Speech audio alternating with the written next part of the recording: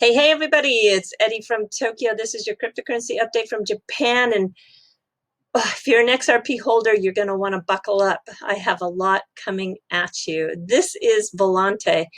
They had a big win. They're a Ripple partner, and they had that partnership back from 2016 when they developed a flexible integration solution made to simplify connectivity to Ripple. And they joined the U.S. Faster Payments Council just this last April and are a voting member. Well, good for them because they have two announcements today of new partners. One is the First American Trust, the oldest and largest trust company, founded in 1889. They pretty much are doing wealth management services. It's good. It's a big name for them. I'm sure that they are so pleased that they chose to use Volante. But the big partnership that I think is worth looking at is this one with Niche Global. They're a rising fintech player in Hong Kong, and they too selected Volante. And this announcement came out on the 15th of June, and they have big customers in the EU market, merchants that can use their omni-channel to gain more Chinese customers. So the payment gateways with Visa, MasterCard, WeChat, and the all-important behemoth Alipay. Alipay is really unbelievable in terms of their user base. They have 1.2 billion users. Can you believe that? They're in 50 markets, really strong in Asia. They have 175 million transactions per day, 53% share of the mobile market in China. In China, 60% of all transactions are done with a phone. So with the 27 currencies that they use, they are at a valuation of 150 billion. That makes the First American Trust look so small. So I'm so happy for Volante that they are reaching into these big new use cases. And who are they going to affect? Who are they taking the business from? Well, I received a message this morning from someone who's a real expert in the fintech space, and he let me know about this deal. I think he was surprised, and he's surprised because it looks like it's going to be tough for Fiserv and also for FIS Global. So they're going to be feeling the pinch with Volante starting to get traction. All right, we are going to go to Brazil again because there is just so much going on in Brazil. And I want to talk about this comment that was made by the president of the central bank in Brazil, Roberto Campos Neto. He said that traditional banks or fintechs all will have to be digital, and there can be no more difference between a large bank or a fintech. And that's interesting because it turns out that Ripple's customers are 50-50. Half are banks and half are payments companies. And as the president says here, there's just no difference anymore.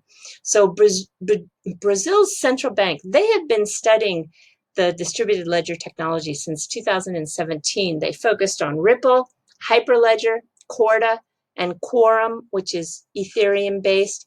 And I think they're ready to really leapfrog into another realm. They are really getting aggressive in this space because I think they realize that it is really key to the future success of their banking industry.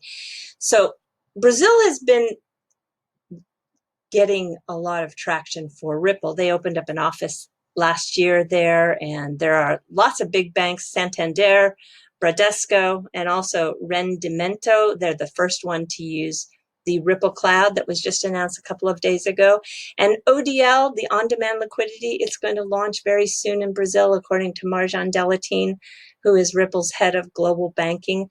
And so when I'm looking at how that liquidity is going to happen, I just did find something here that's kind of interesting. This is Kelly Massaro.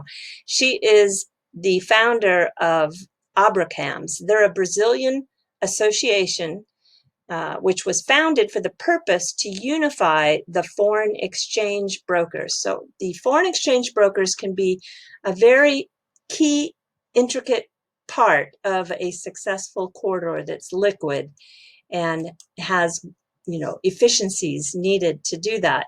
And I found some of her agendas.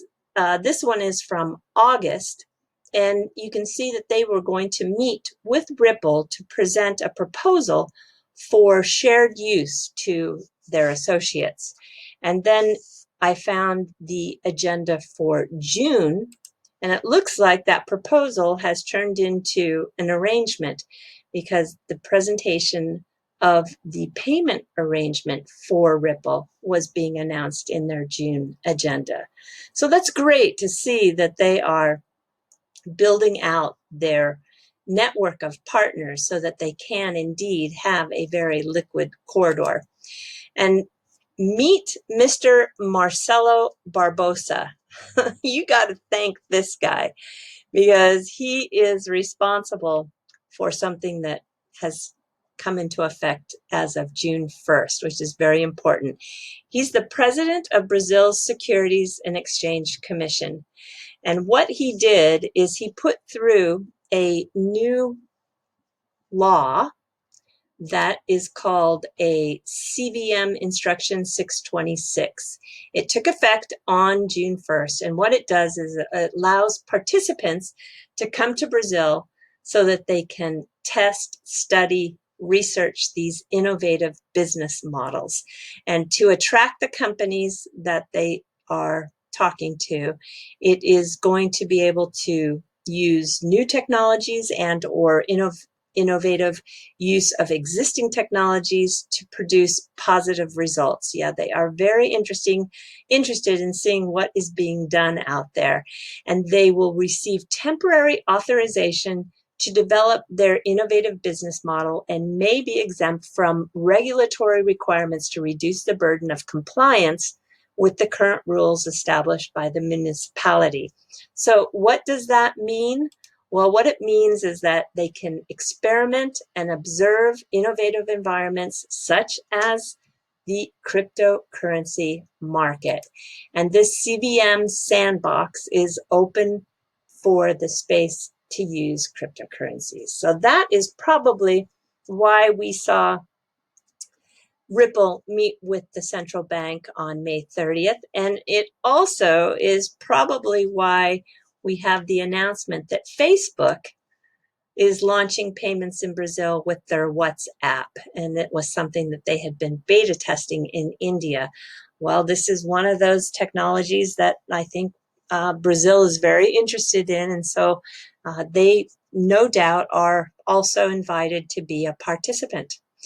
So when we go to the XRP Arcade site, boy, I'll tell you, Leonidas is just hitting it out of the park because every day he's breaking some really amazing news with Ripple and XRP. And this one is with a video with Marcus Treacher. And the video is so good. It's 51 minutes long, and there's just so much information in there. They are pushing this payment landscape out there with fresh thinking using blockchain. And the results so far, according to Mr. Treacher, are fantastic. Marcus was the very first employee in their London office. And now it seems that they are really moving value across the network, just like information, just like they said they would always do. So I really want to play a couple of portions, but I think you need to listen to the 51 minutes in its entirety if you have the chance, because you're going to find that Ripple is quite focused on getting that cross-border payments successful before they start really building out other products and services. They have said no to things like trade finance and custody so that they could stay focused, just like Amazon in the beginning.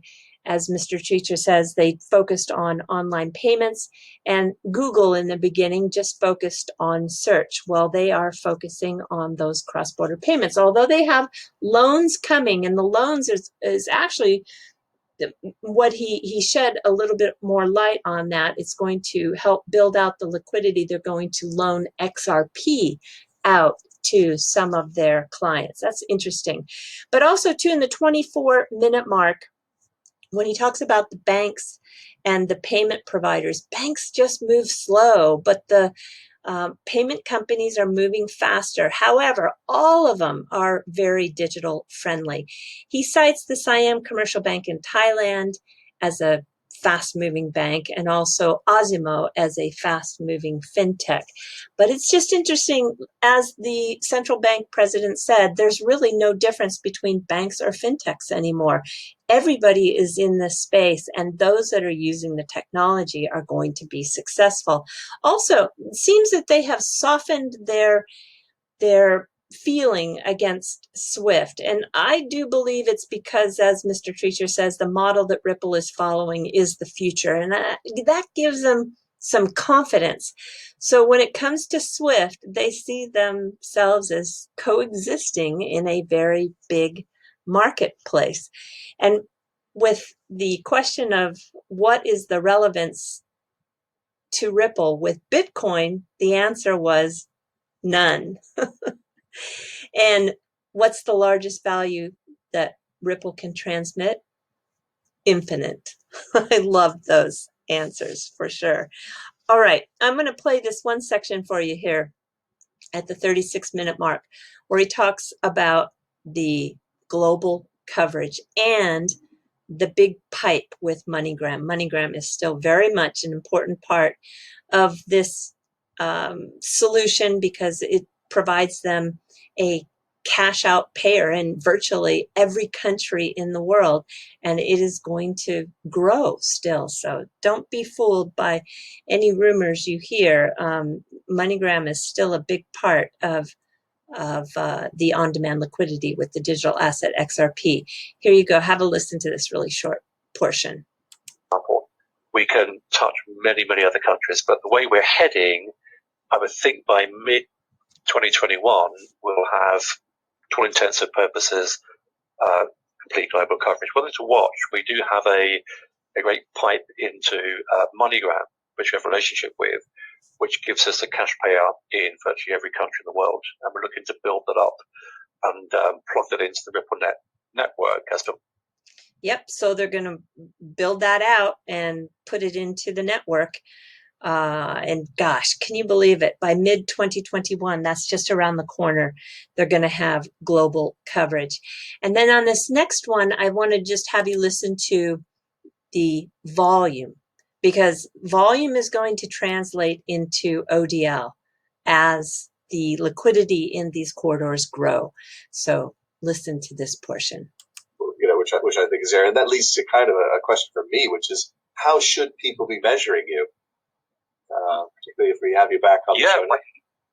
Well, I could do that in a chronological order. So first off, we're very much seeing a network effect. So volume is doubling quarter on quarter. I know we're in a funny world now, COVID land, and we're still building volume. We're still growing volume in a time where many companies are pulling back and on hold. So we are very much on a roll, and we're very much building momentum. So what are the volumes?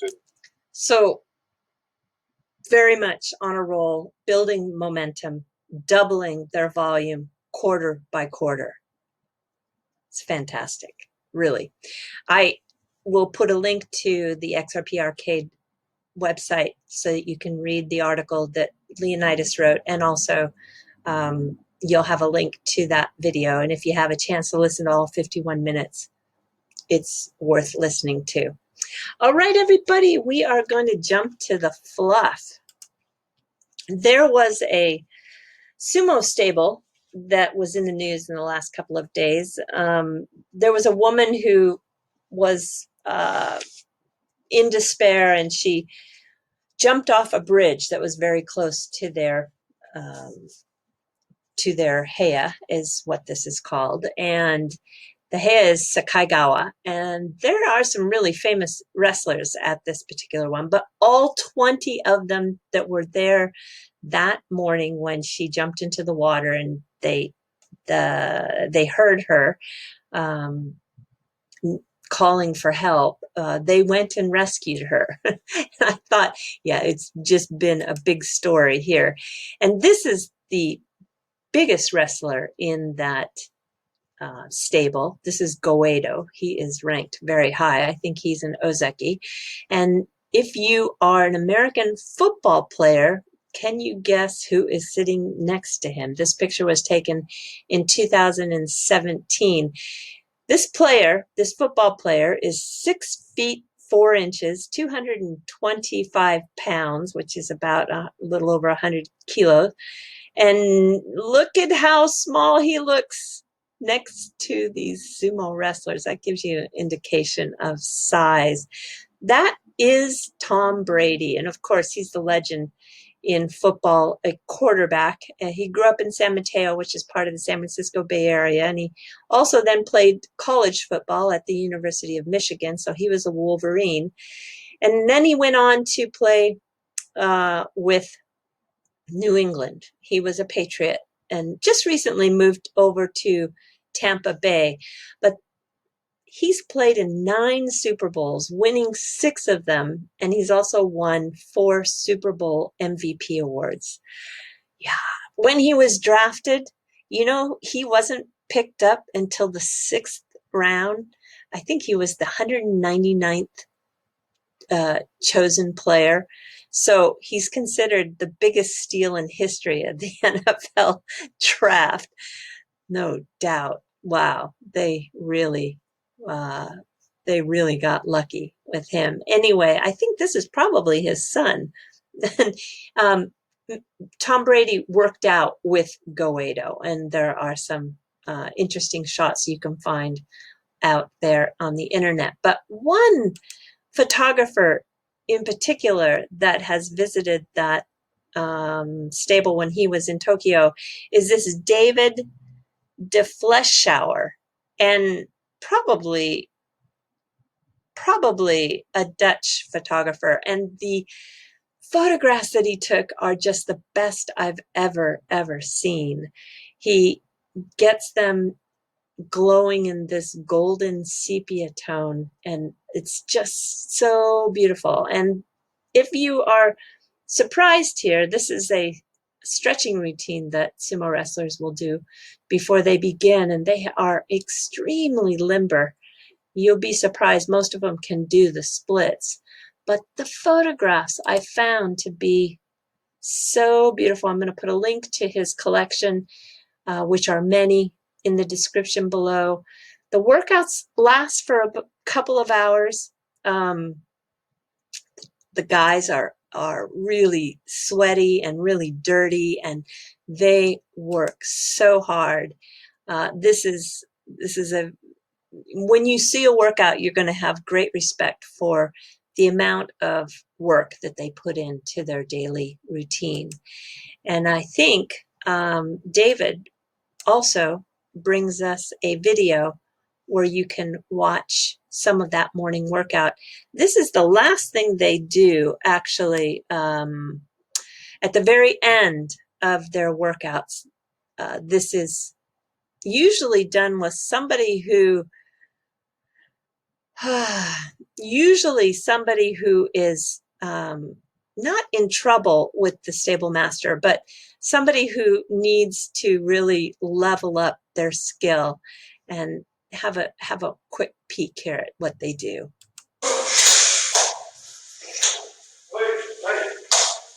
Here you go.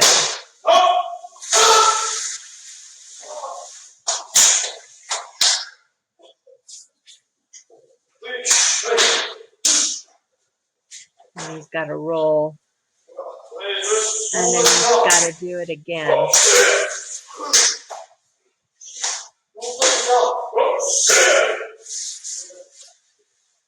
These guys make it look easy, but that is some really tough work. Anyway, this is fun to watch. I'll put the link in the description below. Okay, everybody, yes, do take care. Sayonara for now. Bye-bye.